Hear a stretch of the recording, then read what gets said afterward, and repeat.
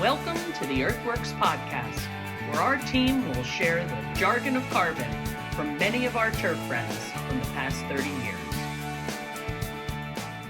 Hi, everybody. Kevin Hicks here with Earthworks, and welcome to another Earthworks podcast. I want to welcome today, we're actually recording two of these today, one by myself and one by Joel Simmons. But I've got Mike Huck on. He's the owner of Irrigation and Turf Services out of California, but covers a lot of ground in his travels. And I just think I think the world of him and his understanding of water and water rights and water issues around the country, but especially in the Western U.S. And real excited, Mike, to have you on today. And like I said before we hit record, hopefully this will be kind of a free-flowing conversation, but I know a little bit of your history, and you gave me a little bit more here in the last couple of minutes. But let's start by telling us who the heck is Mike Huck? You and I met. We decided that you and I met, I think, 28 years ago when you were my USGA agronomist in Arizona at Desert Forest. Yeah. Well, thanks for having me on, Kevin. These are always fun to do. I find them entertaining and interesting to have these conversations. But yeah, we met. 1995 was my first summer, my first season with the greens section. Okay. And I was trying to figure out, were you John Skalinski's assistant? Did you just get promoted up there? Was that the deal? Yep. Yeah. So yeah, that was our first meeting. Boy, I got to go back a little bit farther than that, though, to give you my history. Well, before you do, I will tell you that Sean Tully and I have gotten to know each other a little bit, and I guess he had interned for the USGA under you, and that was our first meeting as well. And I think it was the week that I told you I was resigning and heading up to Boise. So he said it was a wild ride with you. But yeah, it was. That was an interesting day. I nearly killed the poor kid. We ended up out at Sun City and Sun City West. Right. One of the two of them for a full day drive-by visit. I called them because you got 7 golf courses to see in 8 hours. Yeah. And really, the superintendent's just got. I want to look at one thing here, one thing here, one thing here, and we raced around and we skipped lunch. And I told him just keep drinking water. And then we went and ate afterwards, and he was all pale and. Poor guy. I felt like I almost killed him, but I paid him back. We went to a ball game at the new park at the time. Oh yeah. And we found it really fascinating that the zoysia grass was getting worn out, where the coaches stood, where the fielders stood, and all that. Outfield. Yeah. Yeah. We did quite a turf analysis from the upper deck. But it was a fun day. But anyways, so I date back in this industry about 48 years right now as it stands. I started working on a small golf course back in southeastern Wisconsin in high school where I grew up at. It was about 2 miles from my parents' house, and I grew up in a little town of Somers, Somers, not Sumers. That's about 5 miles from Lake Michigan, down in outside of Kenosha, Racine area. Yep. And so I worked back there. I was telling you earlier, as first just grunt labor. My first job ever was taking a 20-inch Jacobson commercial rotary mower and cutting around trees with another guy. And we had an old Red Ryder, if you remember what those were all about. Who can never forget those? Yeah. And we drive that out and stop at one and then walk back and get it and, go pick up our mowers, go to the next hole, on and on. I started night watering that summer. I got a whole 25-cent an hour raise from $1. I think it was $1.50 an hour to $1.75 an hour back in the 74, 75. It might have been $1.75 to $2 an hour. I can't remember. But so I did that. And what people don't really know is about me, that know me even, have known me a long time, is I was trained to be an auto mechanic after I got out of high school. I didn't know what I wanted to do exactly, working at the golf course. And I went to the local technical institute, Gateway Tech, and became an auto mechanic. And I worked for a Buick and Oldsmobile dealer for a couple of years and went through the General Motors School of Product Training that was up near Milwaukee. I drive up there for training and then work the rest of the time at the dealership. And I recognized I didn't enjoy laying under cars, having rust fall in my eyes and grease all the time. And although I do still work on my own cars, but I decided I wanted to go back to do something else. And I didn't know what I wanted to do. So the first thing I did was I talked to my parents. I said, look, I want to go back to school, try and figure out something else. And they were happy as could be. They wanted me to go on to college anyway. So I went to the local University of Wisconsin Parkside campus, which was just basically business education, stuff like that. And I started taking general credits, and I went back to the golf course to work again. Well, we had a new superintendent by then. And Al was not as mechanical as Jerry, the first guy I worked for. So Al went, oh boy, I got somebody to take care of all the equipment problems. They can turn a wrench for me. Yeah, somebody can turn a wrench. And Joe, his assistant, was not, Joe could grind reels and disassemble reels, but he didn't want to get into engines. He wasn't into that. Sure. So, man, they hired me like lickety split back again. So that was no problem. So I was going to school there, going to night school at UW, and just picking up general credits and looking at turf schools. I looked at Michigan State, Penn State, one out in Massachusetts. I can't remember which one now. And my cousin was teaching horticulture at the time at Purdue. And I said, Tom, what do you think about, Purdue and Bill Daniels? He goes, no. He's an a-hole. And I'm like, whoa. Well, what do you really think of him? Yeah. So I said, well, what do you recommend? He goes, look, Mike, he goes, you've been out of the study habits for a few years, because now I'm about 3 years past high school graduation. Sure. And he said, you might want to look at Cal Poly. There's 2 campuses, one Pomona, one San Luis Obispo. And he goes, I don't know which one would have the better turf program, but they've got strong horticulture programs. And he said, they have this learn by doing motto and ethic where you go out in the field and you work in your class studies. Mm-hmm. So we had labs where we were out in the field doing stuff all the time. And I said, that sounds interesting. So took a winter trip to California, flew out here, rented a car, went and met with Professor Kurtz at Pomona. And, oh man, he wouldn't let me go. He about tied a rope around my ankle and said, you're not leaving. But, I'm looking at it and going, well, 3 years out here, finish up my schooling. Hey, it could be worse. I don't have shovel snow out here. Right. So I packed up my bags the following fall and I moved out to California. Fortunately, my oldest brother and his wife had some friends out here that I'd been introduced to, that I'd stayed with when I made my my visit out here.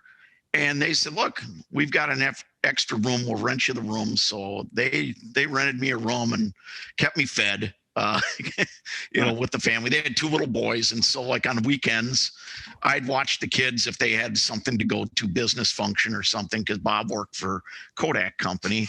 And so he always had something going on and stuff. So anyways, then the next year I moved into an apartment and I started working at Industry Hills part-time while I went to school.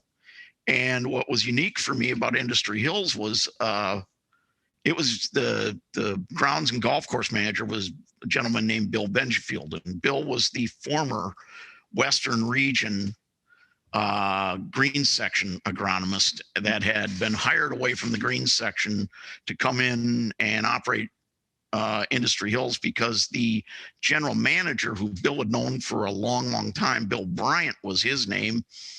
He wanted to run Industry Hills and give the daily fee golfer the private club experience, which was not common back in the late 70s, because Industry opened in 78.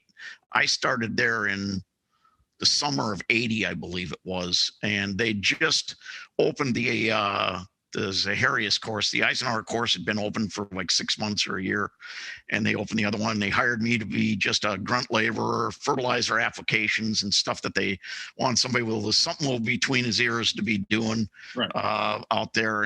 And I got started there, and then I finished school in 82, and they had an opening for an assistant on the Eisenhower for about 3 or 4 months earlier that. And Bill held that position knowing I was graduating and shoved me right into the assistant's position there.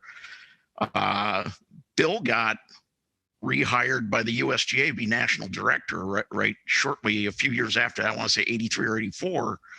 And so then I got bumped up to be the superintendent on the Eisenhower course. And Ray, the fellow I was working for, Ray Wayland was his name. May he rest in peace. He was a good guy. He became the director of grounds and golf courses. So that was all fine and dandy. And then I got bumped up to director of grounds and golf courses when Ray moved on to a private club down Orange County, Big Canyon. Well, I was there for a couple years, and then I got plucked by the Mission Viejo Country Club to go down to their course and kind of breathe new life in it. Mm-hmm. And that was where I got involved with recycled water, actually. Well, actually, I take that back. We had recycled water at Industry Hills, but it was very high quality recycled water. Okay. And I went down to Orange County, and because of our position in the whole Southern California water stream, it's much lower quality recycled water. And it really comes down to what your source water is. Up in LA, our source water was comes out of the Sierra Nevada, which is snow melt, and it gets down to us before it grabbed a lot of salt. So our recycled water was like 600 parts per million, where our drinking water was like 300. When I get down to Orange County, our drinking water is 600 parts per million, roughly 550 or so, because it's the Colorado River primarily, and it picks up more salt in its journey. And our recycled water was about 1,000 to 1,100 parts per million. Wow. So that was a big education, because I'm trying to manage the greens in the same manner. And granted, they weren't the same construction and all, but I started to struggle. So anyways, to continue on with my journey, that was my first really challenge with recycled water. We constructed a new irrigation system there with the assistance of a fellow by Harry Yates was our designer. He was a real character. We got along great. We were both trap and skeet shooters, and we did some of that when he come down to stake. There used to be a gun club up in Irvine that we could go shoot at when we were done staking the 3 holes for the contractor that week or whatever. And then I moved out to Temecula, Murrieta area, which is inland a little bit. I had salty groundwater out there. I was working for the SCGA, the Southern California Golf Association. They bought a course out there that they owned for a few years. And it was about that time I recognized I was going through burnout. I moved down there for a change of pace. I didn't get the renewal like I did when I came from Industry Hills down to Mission Viejo, and the opportunity opened up with the USGA when Paul Vermeulen, who you probably remember from the USGA prior to you being superintendent of Desert Forest, was taking a position with USGA back in Illinois. And as a director, and I called Paul and I said, "You think you guys might be interested in talking to me?" And he said, "Yeah, I'm pretty sure we would." So I jumped into that for about 6 years and traveled the Southwest quite extensively, but I also got to travel all over the country and actually got a trip to Germany out of that whole deal. I participated in a turf conference in Germany back in, I think it was 98, while I was with the USGA. And then I had a surgery. I had a tumor in my inner ear that was affecting my balance and things. And they found, by the time we found it, it was about the size of a golf ball. And when they removed it, it really affected my balance, because the tumor actually arises out of the balance nerve, the vestibular nerve, as they call it. And I was having trouble with the travel the following year when I went back to work. I'd get off an airplane and I'd be all adrenaline, and I'd get in the car and I'd go do my week's work, and I'd come home and I'd crash. I'd be in bed the whole weekend practically, other than going up to the office, drop off tapes, because we dictate our reports and pick up the edits and edit them, and then, go on to the next week. And so to interrupt, so you were still with USGA at that time? Yeah. Okay. That was going into 2000-ish. It was in this, right around the golf show in 2001. I had been talking to Dave Malcolm, who manufactures the aftermarket sprinkler nozzles. Mm-hmm. He wanted to try and grow his business. And our timing wasn't perfect. 2 or 3 years later, we would have done great. But for a year, I tried with him, and he had a silent partner that was kind of involved, and it didn't work out. And so I just, we just kind of came to an agreement. I said, Dave, you got a great product and everything, but it's just, there's not the motivation for water conservation here quite yet. And, but I said, I will certainly be showing your product to people when I feel it's appropriate and things like that. So I was trying to figure out exactly what I was going to do. I was at the California Golf Superintendent State meetings. It was up in Monterey that year. And Mark Mahady, I don't know if you know Mark, but he's a private researcher. Yep. Came by and he said, what are you doing now? And I said, well, I'm just kind of make up my mind. I'm going to go back to be superintendent and look for a superintendent's job. Or he goes, would you like to do some consulting for a while? He goes, we've got a project over in Las Vegas. And that was right about the time the drought was really starting to impact Las Vegas on the Colorado River, because they had been using more water than they're allotted over there. And he says, we've been retained by a group. He says, I'm putting together a group that's been retained by the Golf Course Owners Association in Vegas, because most of the courses over there are privately owned, daily fee resort type operations. There are some private clubs, but not as many. And he said, we've got to try and negotiate with the water district to get them at least enough water to survive through this thing. So I said, yeah, I'd be more interested in that. He goes, I know you're strong in that area and that. So, well, it ended up, we went over there, we met with the water district and negotiated, and they were tough. They were not going to give in. And what finally sold that whole thing to let them give more water was the owners said, we're going to do a economic impact study on how much golf affects the economy here. Right. And when they saw how much revenue from the casinos and that would not show up any longer, or how much was driven by golf, all of a sudden, okay, let's talk about this some more, So that was my first consulting job, so to speak, outside of the USGA after I'd left the USGA and had been working with Dave Malcolm at FCI for about a year when I left him. So had you officially hung a shingle at that point, or you were just it was filling? It was still just kind of out there, and I was floating, and it's like, well, you know what? The job went on for several months. I was doing the bulk of the drafting of our documents and our proposals and our reports, because the other guys that were involved were all busy. And they just kept saying, here, you just do the draft, ship it around, we'll edit. And you've got that was fine with me. Yeah. I got the grunt work on that one, but I didn't care at the time because I needed some money to come in, and it just worked out. So at that point in time, I made the decision, well, I'm going to give this a go. And if it doesn't work, I'll go back to being a superintendent. Okay. After that. So back up for a minute. Okay. And I want to revisit that FCI time and kind of what your experience is since then, because I can tell you that we were big consumers at my last golf course of that product, because it was the easiest way to improve the efficiency. And so what was the concept there? Are they still around? Are they still doing? Have they sold out? They're still there. Dave manufactures primarily for agriculture under the FCI name, but he manufactures for Underhill International in the golf product line. Right. Because they had a distribution network set up that one guy, at least me with no sales background, really, I wasn't probably the right guy to try and kick that off. But in Southern California, we thought we had enough water savings potential that we could really drive the bus at the time. But like I say, we didn't have the water districts getting behind us with rebates and things. And once that hit, and Underhill had them by then, it just exploded and mushroomed for them. And yeah, Dave's a genius when it comes to sprinkler nozzle design. Phenomenal product. Yeah, absolutely.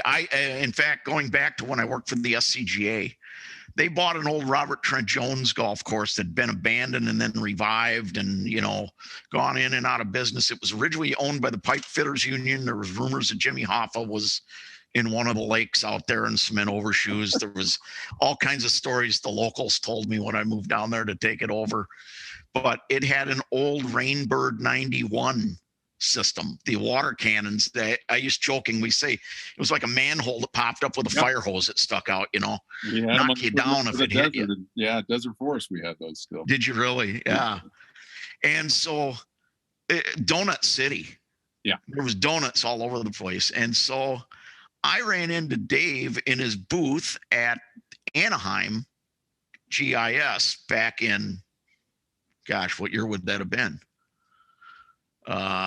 94? Yeah. I think 94, 95, somewhere around there. Yep.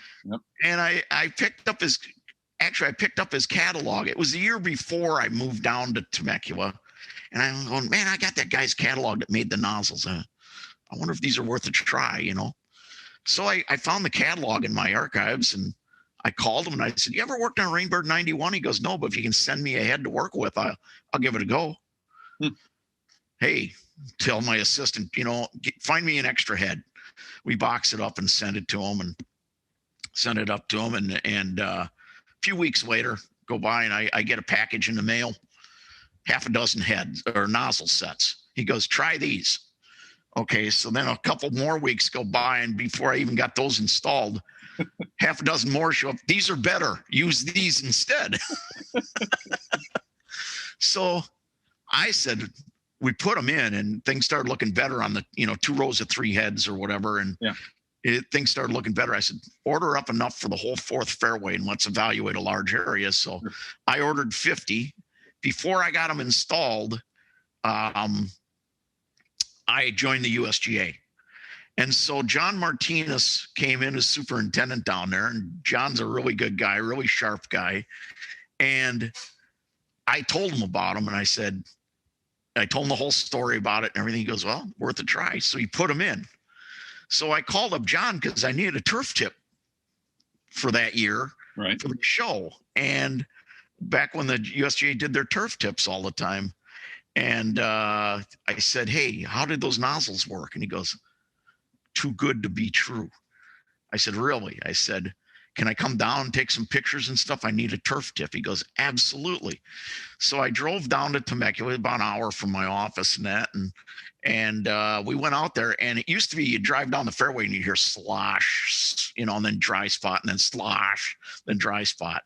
Now you go down it, you hear nothing like that. It's all uniform green pretty much. I mean, a night and day transformation. Right.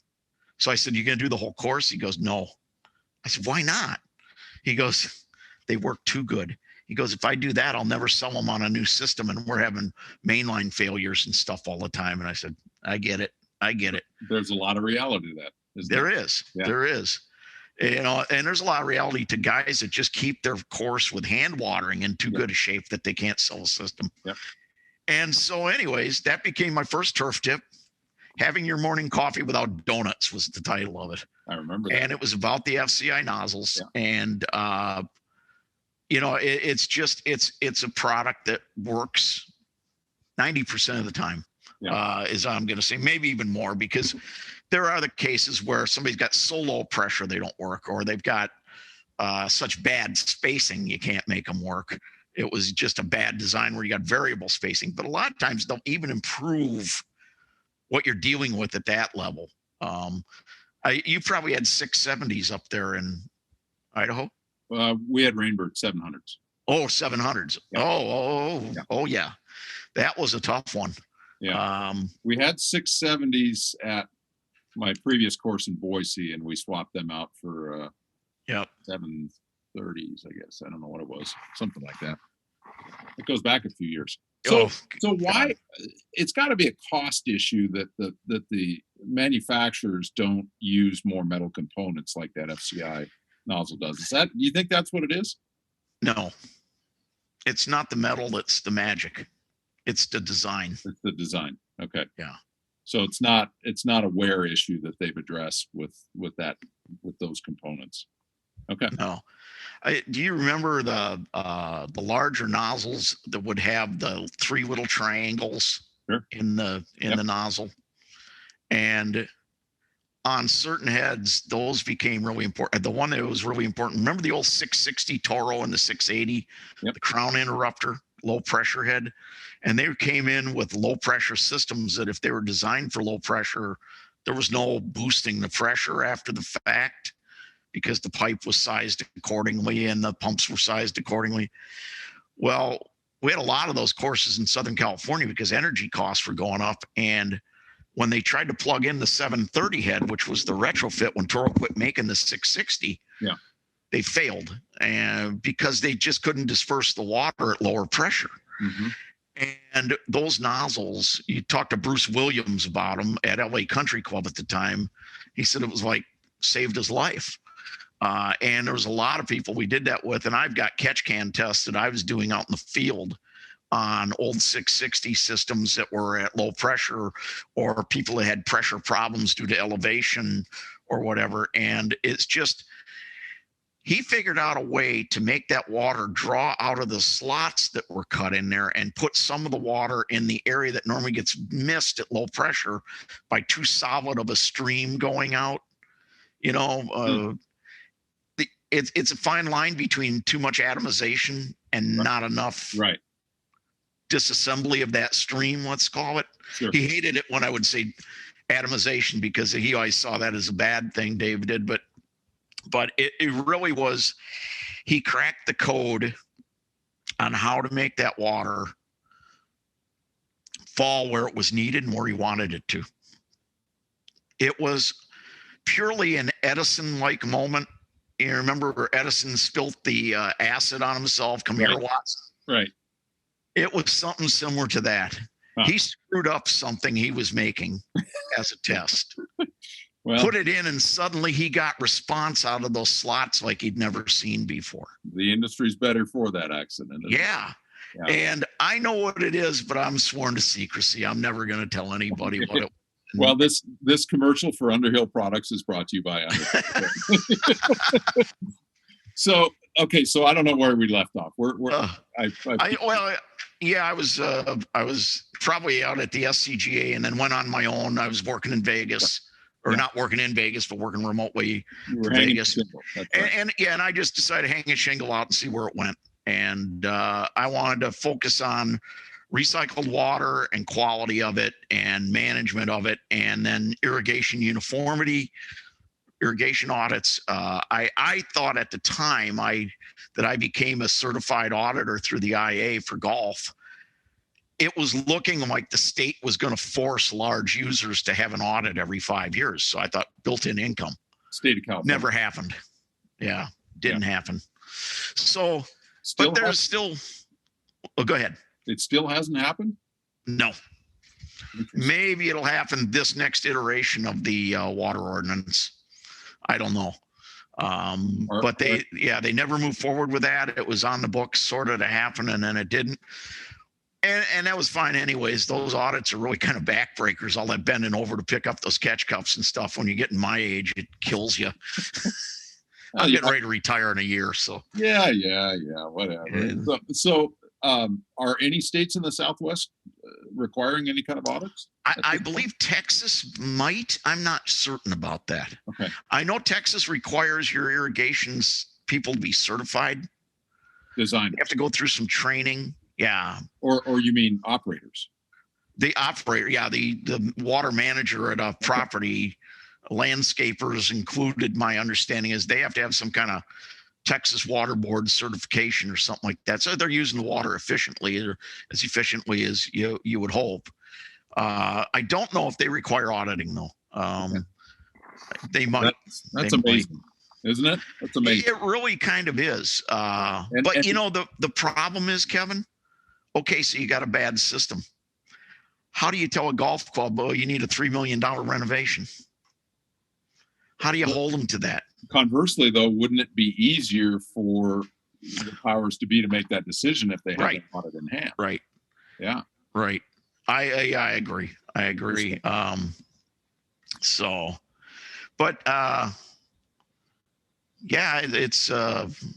is kind of amazing that we aren't holding people's feet to the fire on that. And the other thing is, how do you make any corrections or improvements if you don't know what you're starting with?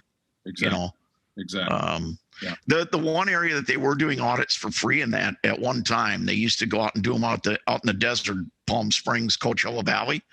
Coachella Valley Water District at one time was doing audits with superintendents and kind of giving them, things to improve upon, raise the heads, put in new nozzles, whatever it might be, and try and get the numbers up. At least they knew where they were at. And scheduling wise, they gave them actual operating schedules based upon their precipitation rates and their soil types and their all that, which a lot of guys in the golf industry, they just do it by feel. Yeah. But and a lot of guys in the golf industry are very good at that. But I can tell you that down in the desert, there is some overwatering from older systems that is mind blowing. I've seen some data of total water use and in the climate, and it just doesn't add up.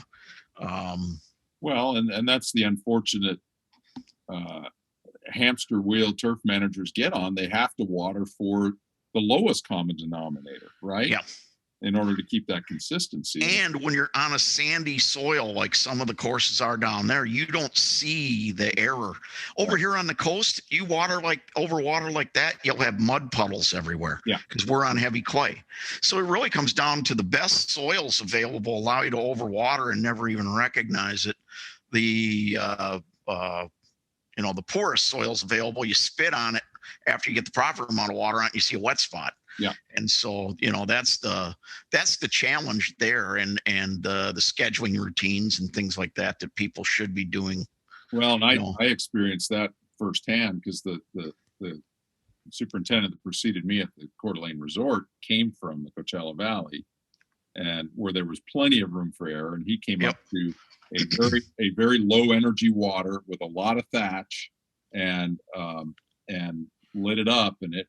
Oh my goodness! It must have been like a wet sponge with a lot of thatch. Set the table well for me, and I'm sorry he had to go through that, but it was it made it an easy fix for me. So, wow. Okay, so let's pull back to a 30,000-foot view, and this will probably be the first and last bullet point that I get to today. But you've got your ear to the ground in the water world, I think as much as anybody does. So, what are your biggest concerns in and out of golf as far as water and irrigation, and how does golf fit or maybe not fit into the big picture? I mean, obviously ag eats at the table first.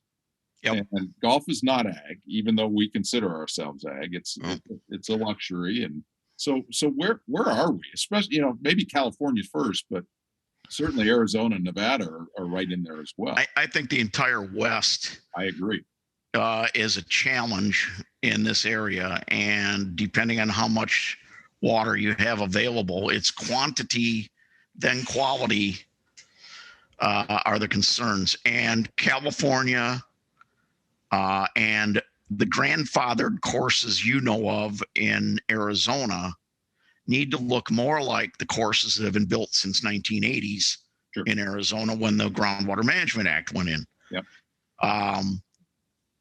In California, we have, do you know who Craig Kessler is, our government affairs guy with the SCGA? I don't.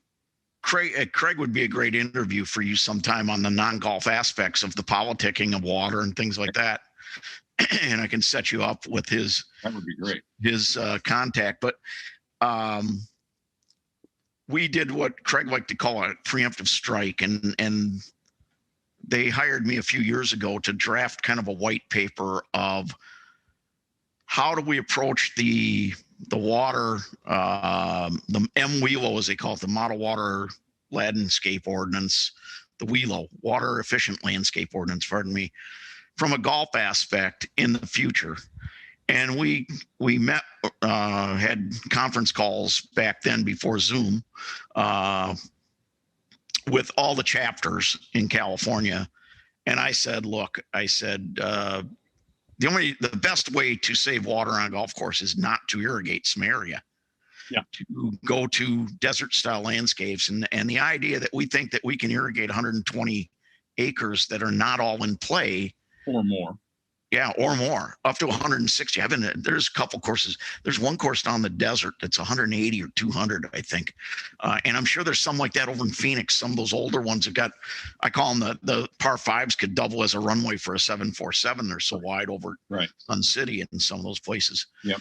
And I said, I think we try and draft some things to get us down into that 90, 100 acre total, 90 acres on the course and another 10 for a range practice area, something like that. And I said, we try and word it so that it's workable for people, that when you're doing major renovations, this kicks in. You're going to renovate over an acre or 3 acres of turf or whatever. I forget what number we finally picked, but we went and looked at code and stuff like that in different cities to see what they kind of force you to get permitted on, and what would drive the bus more or less would be a permit. And we drafted this language, and everybody kind of came to agreement on it and said, look, we're going to be doing this anyways because of the cost of water. Yeah. Cost of water is getting so astronomical in the Southwest. And I know you said that, Northwest, where you're at, pretty inexpensive for energy and water, but down here, it's a different story. I mean, we've got courses spending $500,000 a year for water. And that isn't even pumping anything yet, Yeah. That's just get the water into the pond, so to speak. So we drafted this language and we proposed it to the state Department of Water Resources.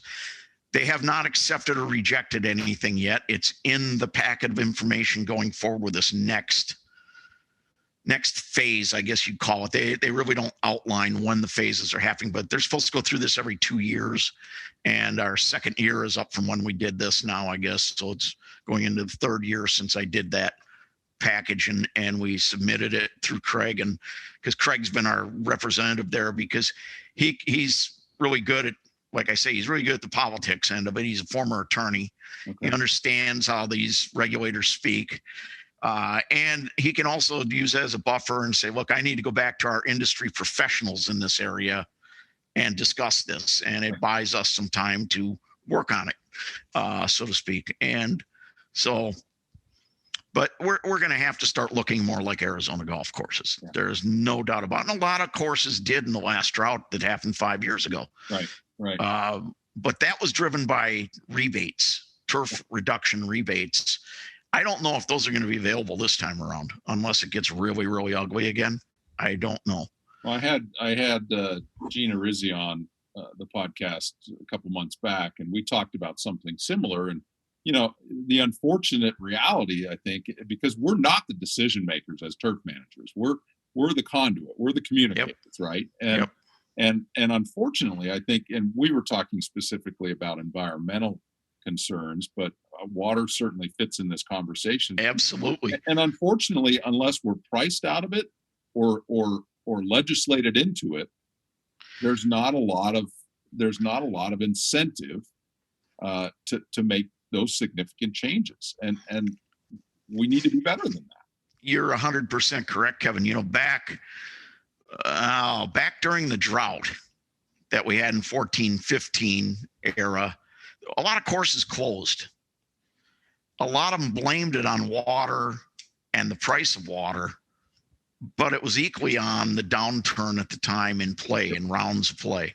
So it was a combination of the two. The cost of maintenance was skyrocketing, with the cost of water being, at least 25 to 50% or 30%, let's say 25 to 30% of your total operating budget when you figure labor and everything, because we have now got, a $15 an hour wage that we're working towards for all the labor. So that's catching up too. And they blamed it on that, but it was a combination of the two. It was the water and it was the cost of doing business, or not doing enough business, I should say, probably. But yeah. The water cost may have been the straw, but there were certainly exactly. There were other mitigating factors, we could say. Yeah, for sure. Yeah. So with the current dire status of drought conditions, especially in California, my gosh, although I would advocate that the Pacific Northwest is going to be in trouble here this year. Very possible. But so where do you see the state legislators prioritizing, I don't know if that's the right word, prioritizing access to water for golf? Well, I think it'll probably run down the same lines as it did the last time, that all outdoor irrigation is subject to conservation cuts as we move farther into this drought. The big problem is the drought on our supply chain, Colorado River being one of them. Right. Not just Sierra Nevada's low this year. Yep. It's really affecting Northern Cal. Southern Cal, the drier climate, is not as affected because for 20 years they've been pushing conservation rebates with indoor appliances, outdoor landscapes, the turf rebates. They've been doing that for residentials and all that. But now the big one is the Bureau of Reclamation's 1922 Colorado River Compact between the upper and lower basin states, and how that water is divided. California gets the biggest chunk of it because it was based upon population back in 1922. Yep. And there was so many more people already in California versus Arizona versus Las Vegas area, the Southern Nevada area that gets water. And so that's probably going to get renegotiated, in my opinion. Yeah. Eventually. I don't know how soon. It's been talked about. I was going through an old presentation, just kind of regenerate my memory on some of these things, because I had newspaper articles dating back 20 years ago. They were talking about this renegotiation on the Colorado River. Well, it's kind of happened. Arizona and Nevada had to come to an agreement on leaving some water behind in Lake Mead, and California kind of did too, but it's doesn't impact California as much as it does Arizona and Nevada. And Arizona's in real trouble right now, or getting close to real trouble. They're asking farmers to go back to groundwater that were on cap water. Really? Is my understanding. Yeah. Is that a sustainable solution? Probably not. And that's what the articles are coming out about, is we're going to go back to drawing water uncontrolled. What are we going to do? Well, and the harsh reality is, we can negotiate, we can talk, we can wheel and deal on this, but California being at the end of the line, if there's no water in the river, you can argue all you want. Well, Mexico is supposed to get a portion of the Colorado River, right? But it's been dry going out that far for decades. Yeah. They do. I think now they are being forced to release more water and give Mexico a certain amount of it for that region down there at the, what do you call it, the not the peninsula, but anyways, at the end of the run of the Colorado. But they really, it's a mess. It's really frightening in some respects. So you deal primarily with California, Arizona, Nevada.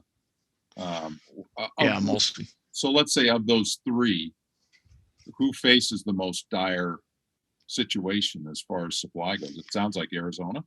Right now, it's Arizona and Nevada. Okay. Because Nevada only gets 300,000 acre feet a year. Arizona gets 2.8 million, or they're slated to get 2.8 million acre feet a year, and California gets 4.4 million acre feet a year.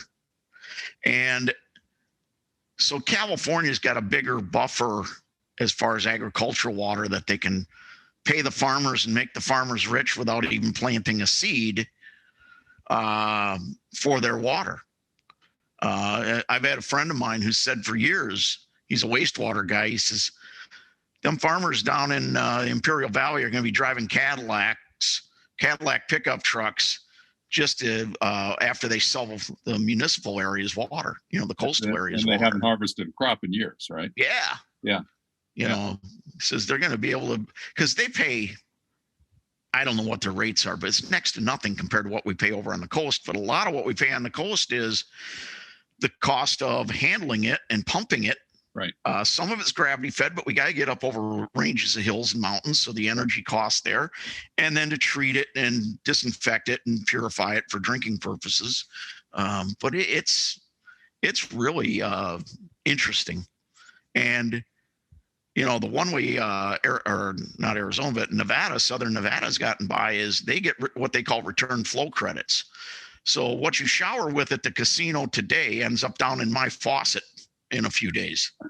In a few Because days. for every gallon they recycle and return back, at a specified quality back into the river, because actually running down the river purifies it more. Right.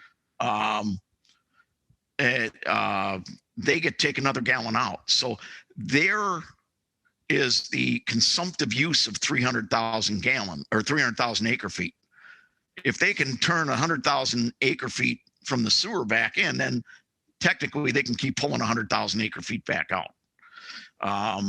So I don't think anybody in California or Arizona has that potential luxury, because they're not close enough to the river.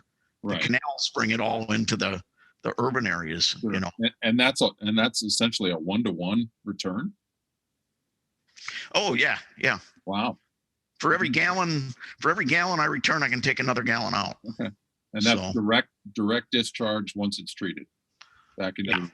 Yeah, to my knowledge, yeah, it's pretty much everything they dump back into the Colorado River that's been treated, they can take another one out upstream. Wow, never knew that. So what does golf do? What does landscape do? I mean, I know roughly. I know some of the statistics of acreage of land taken up by golf courses versus turf in general. I mean, it's a spit, but obviously we're a focal point.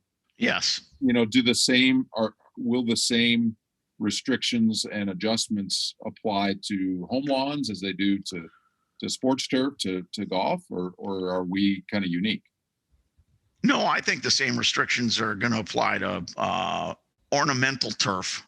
Nevada Southern Nevada just banned ornamental turf that does not serve a function like as a sports field or a whatever in municipal median strips and things like that. So, right. And there's been talk of doing the same thing as kind of written into the California after the last drought, that median strips and stuff like that, no more turf. Although there's probably some existing. In fact, I know there is. I know of one that has a huge median strip going through their city of turf. But, excuse me, I think we're just going to see a continuation of that to put in drought tolerant landscapes, particularly in front yards, like new developments did in Arizona. Yeah. Backyard only turf where you're going to have the kids out there, the dogs out there playing on it. If it's just for focal point, it's no longer going to be part of the deal. And the big part of that challenge is getting the developers on board with that, because the homeowner doesn't want to see that. So they don't want to buy the house that's doing that. So unless everybody's forced to do it, nobody's going to do it. Goes right back to what we said. Yeah, that's exactly right. It's kind of like golf members. It's the same thing. It's, when we were going through the drought the last time, I remember we set up these committees with the LA Department of Water and Power, the City of San Diego, and the Coachella Valley Water District. We brought the golf people in with the water people, and how can we work together and get through this thing?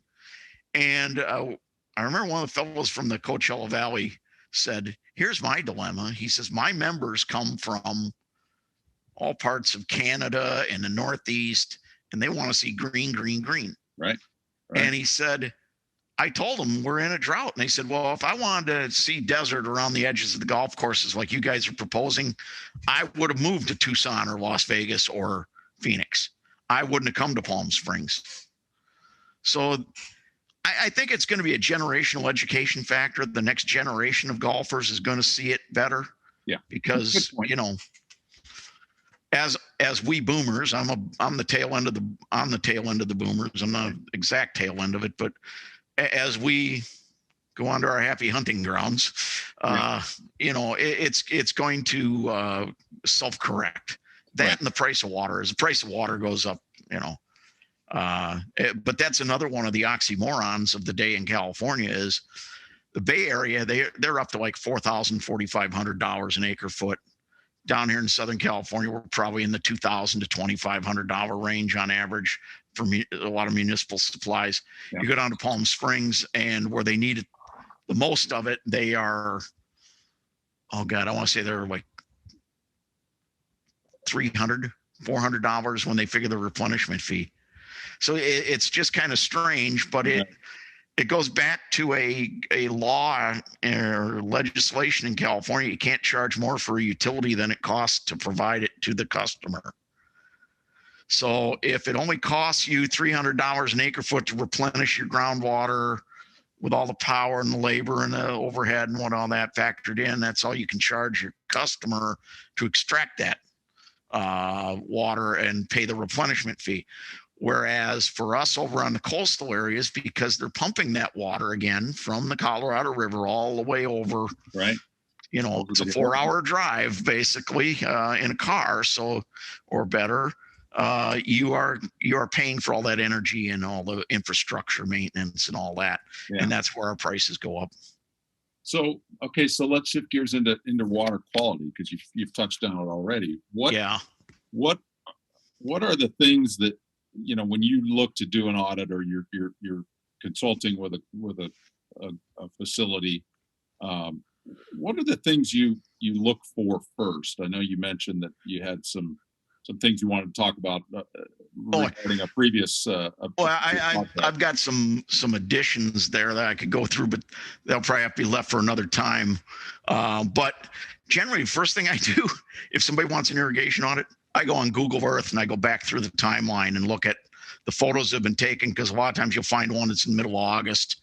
You'll see all their headaches. The donuts and all that. And everybody says, why don't you buy a drone and do a drone? And I'm like, I got this online for free, and it gives me more shots over a history of the place than I could ever gather on my own. And if the superintendent's got drone shots, hey, send them to me. I'm more than happy to look at them. But it's a snapshot too. It is. It always is. And even the audit is a snapshot. Right. It's the weather, the wind conditions going on. Humidity affects the way the water flies. Right. I was sitting on a committee some years back about irrigation audits with the IA. I got invited on. I forget how I got tangled up in that, but so there was a gal, I think she was from Rainbird or Toro, one of the two, said that they had shipped sprinklers that they had tested in the field in the Southwest, dug them up, sent them down to Florida, did can tests with them on same spacing and everything, got completely different results. And the only thing they can correlate it to is the humidity. Yeah, I believe it. Well, I mean, I spent enough time in Arizona. I guarantee you that whatever came out of the nozzle, there had to have been a percentage that didn't even ever hit the ground. Yeah. Right? Oh, yeah. Especially the dry times. And then when the monsoons come in, well, you got rain. You didn't have to irrigate too much, but I mean, it covers up those inefficiencies a little bit for you. Yeah, sure. I remember one of my most interesting years over in Arizona was the year you guys didn't get monsoons. Right. And guys were starting to have salt problems in their greens that were on the cap water, because it had enough in it that if you didn't plan a leaching about mid-season when your monsoons normally arrived, it was accumulating and starting to stress the bent. And I can't remember the course. It was down in Mesa. And I told the fellow, I said, hey, leach them. Do you know where the drains come out? Yeah. I said, get one of these little EC meters. I had a little pocket meter. And I said, get one of these. I said, and measure the EC of your irrigation water, then measure what comes out the drain. And he called me up and he goes, oh my God, it goes like 4 times what, right, what the water was. And I said, yeah, and you probably aren't done leaching them yet either. He goes, no, we're still working on it. But it was, the explanation was, hey, you normally have gotten a few inches of rain by now. They've purged these greens for you naturally. And you're just getting caught with your pants down because you're not thinking the whole process from beginning to end is what normally happened versus what is happening. You're freaking out. And I said, I get that. I said, when I was a superintendent and I'm looking at the same greens with the same pair of eyeballs day after day after day, it's harder for me to see what's going on than somebody that walks in cold and never seen them before and goes, oh, here it is. So, well, we've got some great monitoring tools now that we didn't. Oh, do we ever? Yeah. Between the portables and the in-grounds, and there's some amazing technology that there really is. And I think that's the next level as the price on the in-ground stuff comes down and we can put more of those sensors out there. We can ratchet it down to a tighter and tighter level. I remember I ran into Sean Emerson at the show several years ago when they were fooling around with the UGMO water sensors when they were really new and hit the market. And so I stopped him and I said, okay, so give me the straight skinny. Right. I said, what's it done for you? And he goes, I equate it to a gasoline gauge on my car. He goes, it tells us if we've got enough left in the tank to get to the next day or not. He said we thought we were dialed in with weather stations and ET. He goes, we've saved another 10%, or at least reduced, by 10% just with the soil moisture sensing. And I said, that's all, that's what I want to hear. I want to hear what it really meant. Right. That's an easy return on investment too. Absolutely. Yeah. Well, the cost of water over in Arizona is bad or worse than Southern California in some cases. My frustration up here in the Northwest is the fact that these communities haven't mandated some kind of a rain shutoff for systems. And commercial are probably bigger violators of this, but it drives me nuts. Yeah. When it's pouring down rain and there's everybody's irrigation is lit up. For $15, you could have a mini click that that would shut the system off until But we talk about some of that stuff, and on a large scale, it depends on your local climate, your microclimate or whatever you want to call it for rain, because you can have areas like down in the desert. We were talking about this. Well, how much rain did you get last year? And one guy gets 6 inches, one guy gets 2 inches, one guy, and it's because where they are in the desert, the clouds come in, they back up against the mountains, they drop more rain. And we got the same thing in Southern California. So depending how large of a scale, but yeah, you could put those out for $15. You could put them on every controller out in the field practically, and make it worthwhile. Yeah. And that's the whole smart clock technology for residential and commercial. There's something that a superintendent can do. If they have a club meeting, educate their members on the benefits of that, because the idea isn't to get the number exact. It's to shave off that set it and forget it that happens in the shoulder season after the demand goes down. And they did a study on that down here at Irvine Ranch Water District years ago, where they took all these neighborhoods that were built by the same developer, same size yards and stuff. And the first neighborhood, they did nothing. They just monitored their water use, and they could figure out the irrigation use based on average use in the house. Second one, they sent a postcard to people in that neighborhood to please readjust your clock now that we're getting into fall or whatever. The third one, they went and they retrofit with the smart irrigation controllers that just did it. And the savings were, like none. We got some pretty good savings with the postcard to remind people, but not everybody did it. But over here, it was like significant compared to the same number of houses, same area irrigated. So just those types of things can even help the bigger picture. So jumping out of the Southwest for a minute, and not shockingly, we're almost out of time. But where in areas of the country where water costs and electrical costs are low, for instance, when I left my last golf course 3 years ago, we had no withdrawal fees. We had no limit on water. Well, we had a limit. It was 980 million gallons a year was our grandfathered right. For 980 million for 100 acres even. So we had plenty of water. I think the most I ever withdrew was far less than 10%. Oh God, 3,000 acre feet. Yeah, we were good. We were good on that. But between the cost of water and the cost of electricity, we were running about 20 grand a year. 20 grand with electricity. So where you've got a 30, 35-year-old system that is performing nowhere near the efficiency that you need. Right. But there's no incentive. Where do you go then? Well, I tell you what, here's maybe the incentive. As you get into the cool season grass areas like you're in, right, distribution uniformity becomes even more important from a turf management and turf survival and disease management point of view. I assume you guys have plenty of anthracnose up in that area. We do. Hot and dry. Yeah.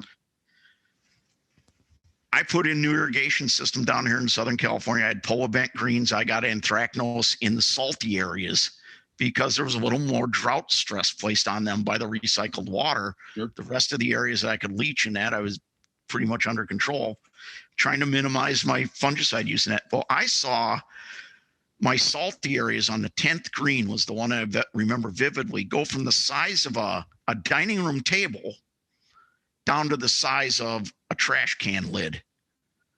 And the area of stress shrunk by that much. My anthracnose, when you could actually visibly see it stick its head out of the ground and get that yellow look and get out the microscope or the hand lens and look at it, it just shrunk considerably.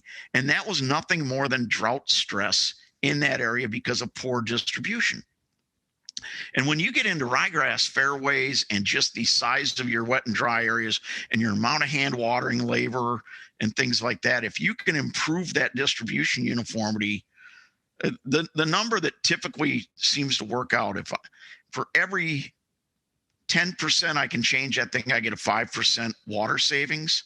Mm-hmm. And that's not so important for you guys, but what might be the important is I'm probably going to get a 50% savings in labor, hand watering labor. Well, and like you said, it's a 30,000 foot view idea. You've got labor, you've got the fungicide budget, yes, you've got the inputs that you're dealing with, turf quality, turf consistency. I mean, all that stuff plays in. It's a lot hard to put a number to. Yeah, it is. It is really hard to put a number to, but we kind of did that years ago. When I was working with Dave Malcolm with his aftermarket nozzles, we went back to 5 clubs we knew of that swapped out 100% of the nozzles because they put them in a small scale and went, whoa, right, we can see the difference, and one of them was Sean's club when Dave, I think Dave's last name was still there, superintendent, Sean Tully, before Sean, I don't know if he was the assistant there at the time or not, but he tracked it and we did catch can tests with him. Uh-huh. And we came up with an average of about 10% savings or a 10% improvement in distribution uniformity. He saw a 5% water save, or actually he reported as I reduced my ET crop coefficient by X percent, which worked out to be about a 5% water savings, about half of that, because you never get it dead flat even. You've always got a little bit of this to it, and what we're doing is taking it from this to this, right? And so but it makes it that much better. Then I had another guy that said his hand watering labor went, I forget what the number was now because this is going back 20 years ago probably, but each one had a different take on what it did for them in their program as a whole, labor, water, the disease issues, easier to manage their more finicky areas because they were getting the water on there more uniformly. And when I do an audit and I go to somebody's site, I typically try and do 12 areas of fairways. And I say, we're not even going to bother with the greens unless you got a special reason for it, because the greens are never uniformly spaced and triangulated because of odd shapes of greens. And I said, if you really got problems, we'll do some audits on theirs too. That's fine. I don't have a problem with it. But I typically say your water savings are going to come from your fairways. You're going to handle your greens with hoses if needed. Yeah, and let's try and minimize the hoses in the fairways. Right. It's a larger acreage too for savings. Yeah, exactly. That's where the water savings is going to be. Yeah. And so I say, take me to your 3 hardest to manage fairways, your 3 easiest, and then 3 average or in between. Yeah. And let's see if the numbers show us anything. I also do something that's not even required in a IA audit. I put pressure recorders out in those same areas on a quick coupler because I want to know, is this area that's having trouble due to some kind of pressure problem related to a program overlap that nobody's really identified? And I'll bet there's always a correlation, isn't there? Not always, but every once in a while. Yeah. The other thing I found miraculously with those is pinhole leaks. Interesting. Had one where we put the pressure recorders out at like 6 p.m. Irrigation doesn't start till 9 or 10. And yet the pressure recorder, you could see the bump every 45 minutes. Nobody was out there hand watering or anything. It was a municipal course. Right. And we only got it near the clubhouse, and they had their system has 5 booster pumps along the street feeding in off the city main to 5 different points of connection.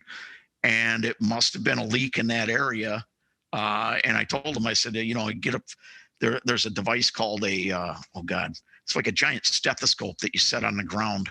Right. Can't think of the name of it, but yeah, I can't either. I've seen them.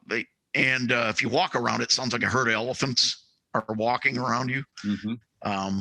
But we found a leak in a pipe that ran under the corner of a bunker, of course, with that one time, and we're just tracking it back until it got louder and louder, and it's right in here. Interesting. But wow. That's some of the little stuff that sometimes you can fish out of a situation like that. You get enough data. So in-house, top 2 or 3 things that a turf manager can look for. That's one, obviously. Obviously, if you see repetitive patterns from a drone shot or that's typically, donuts typically indicate either a nozzle performance issue or a low pressure issue. Right. So start on a small scale. Do a par 3 or a par 4 where it's very obvious to you when you're on the ground. A lot of these problems aren't always as obvious looking dead across the turf as you can from an aerial. Use Google Earth like I do. Go back in the timeline, the clock that's up in the bar of all the menu, and go backwards on that and look at each shot and look at the date down the corner and see when it was taken. Look for some summer month ones. And unfortunately, you get on some of them, they're all February, January, and you don't see anything then. But stuff like that. Catch can test. I mean, you don't have to be an irrigation auditor or go through the full-blown audit to gather some insight from putting some catch cans out. Just make sure the spray's not hitting the side of it, have them far enough away. Yeah. Hey, you look at, as long as they're all the same shape cup in that, you can use a plastic cup and put a golf ball or a rock or something in it that you can pull out of it before you measure it. But you'll see, you got one cup that's this full and one cup that's this full in that dry area. And it's pretty self-evident that you got a distribution problem. Yeah. And then, the other thing I always do is, have you got an as-built? I want to see how uniform the triangulation is. And for the guys on the East Coast, I don't know if they still do square spacings or not, but square spacings are more difficult to get good uniformity. Sure. Because you've got 4 sprinklers thrown out there and only 3 of them hit one area and 2 of them hit down the row, and it's just a disaster, unfortunately. But they typically rely on Mother Nature to supplement and complement their system often enough. When they're in a drought, they'll see a problem. It's like salinity on the East Coast. Right. They don't see a problem until they get in a drought. Right. And that's when I'll get a call or two from somebody out there saying, hey, I got a question. So, well, and I think that's going to be the unfortunate results of this really, really hot streak we're in right now is that, our average high right now is 78. We hit 110 yesterday. Well, there's another thing, Kevin, in your neck of the woods, you're hitting 110. Do you even have capacity in your irrigation system to replace the total ET required? I would think you're probably right that a lot don't. And a lot of older systems. Right. And I think one of the unfortunate things that's going to happen is we're going to default to overwatering. And we're not going to be below 90 for 10 days after we're out of the hundreds. So what are your nighttime temperatures doing? This morning was the highest. It was 80. Oh, that's Arizona weather. Yeah. And these poor POA greens and POA fairways that have never seen this kind of thing before. And, you can't blame a turf manager trying to keep it alive, but in a lot of cases, overwatering is going to be way worse than underwater. Yeah, the Pythium quotient is going to come in those situations probably. Right. And we don't know the rule of 60 here. We just don't, because it never happens. Are you having humidity with it? The rule of 160, I meant. Yeah. No, it's still pretty dry. We're in the 20s. Then you might not be as bad off as you would otherwise. That's always the challenge. Southern California, when I was a superintendent here, we would have a summer where the monsoon didn't go up and break off and go up into Arizona like it normally does, and then on to Colorado. it would break off and come up the coast, and then we get the summer rain and the humidity in that. And I remember one summer greens were dropping left and right because people were out there. It was hot, it was humid, they weren't used to it. Right. And instead of just cooling greens, they were watering greens. And you got to change your mindset a little bit when that weather gets that severe. You're boiling roots at that point. Yeah. Okay. And Pythia was going nuts. Yeah, too. For sure. Okay. So I want to wrap up with the question I ask almost everybody that I talk to. And you've been around the business, like you said, 48 years. The golf industry specifically has seen a tremendous boom in the last 18 months. And it was a very sharp increase when COVID hit, because in a lot of places, we were the only outlet for recreation. That was Absolutely.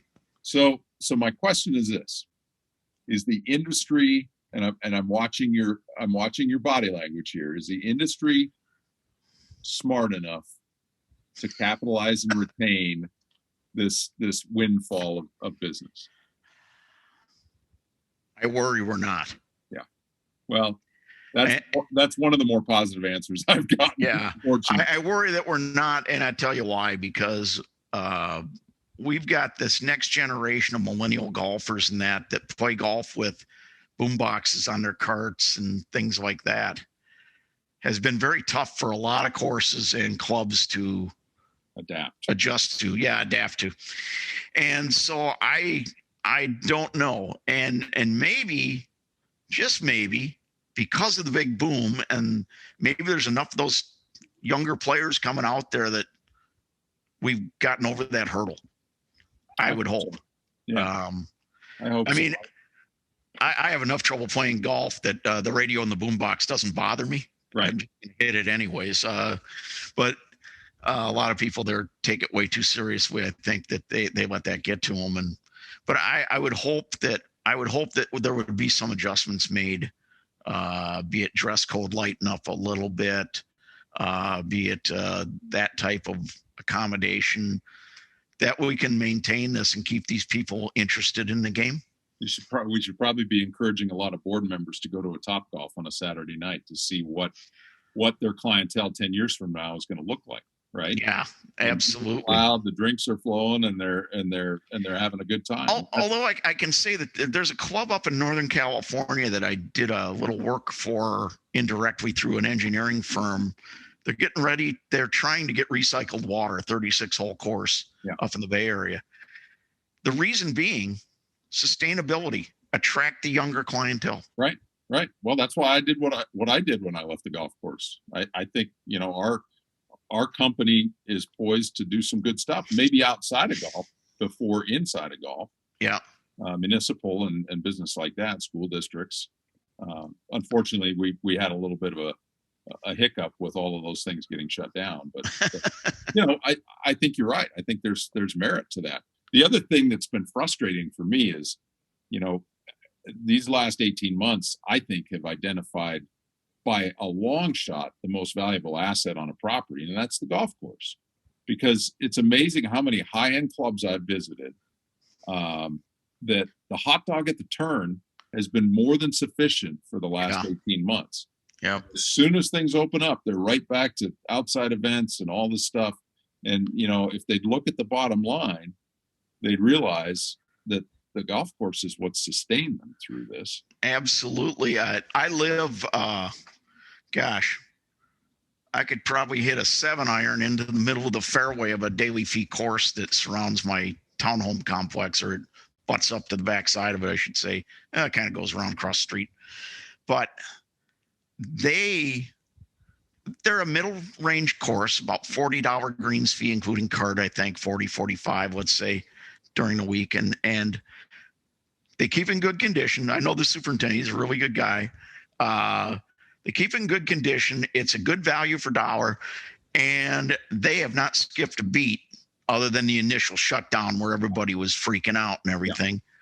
Yeah. And they didn't skip a beat during the housing shutdown when everybody else, when all the high-end daily fees, the resort type operations, the Pelican Hills and those type, and the ones up with the Pebble Beach categories, were taking some downturns because people didn't have the expendable cash.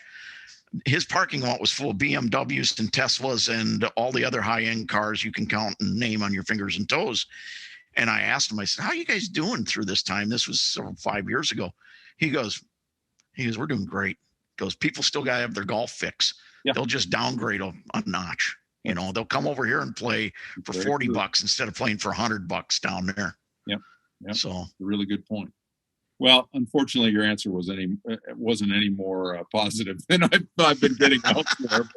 Let's hope we figure it out, I guess. So yeah, I mean, I have hope. I think that we probably learned some things through this downturn that we maybe wouldn't have seen otherwise. I agree with that.